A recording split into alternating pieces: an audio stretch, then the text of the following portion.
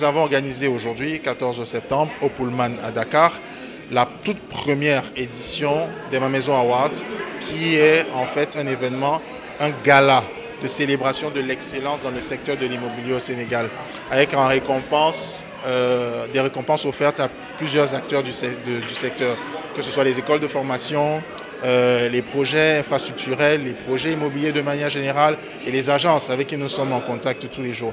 Ça a été une première que j'espère réussie.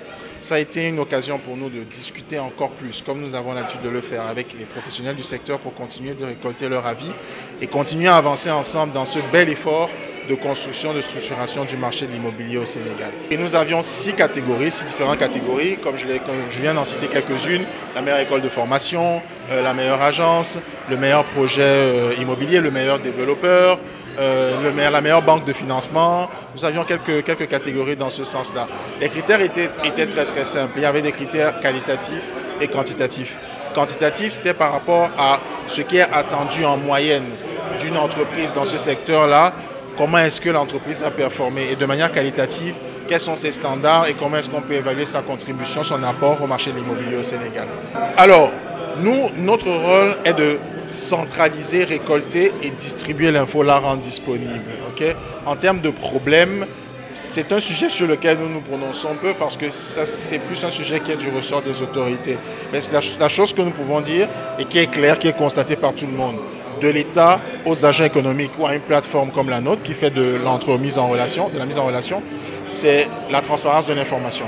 L'information n'est pas assez transparente. Et pour qu'un secteur puisse réellement donner le meilleur de lui-même, puisse réellement réaliser la totalité de son potentiel, il faut que l'information réelle, viable, fiable, soit disponible pour tous les acteurs du système. C'est ce que nous ambitionnons de faire, c'est ce que nous avons commencé à faire et c'est ce que, j'espère, la cérémonie d'aujourd'hui a permis de mettre en lumière par des récompenses.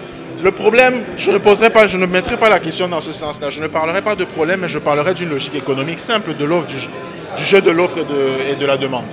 C'est tout simplement la chose qui est en cause ici. Plutôt que de parler de problèmes, comme je l'ai dit, étant donné que nous constatons des choses, nous les analysons et nous mettons l'information disponible au grand public, nous constatons qu'il y a une dynamique entre l'offre et la demande qui tend à pousser le foncier vers le haut. Mais ça, c'est une logique économique bête et méchante. En termes de problèmes à proprement parler, nous n'en voyons pas. Nous sommes simplement dans un marché qui est en train de se structurer, qui est en train d'évoluer et nous apportons notre pierre au développement de ce marché-là par la transparence de l'information et par la mise en relation.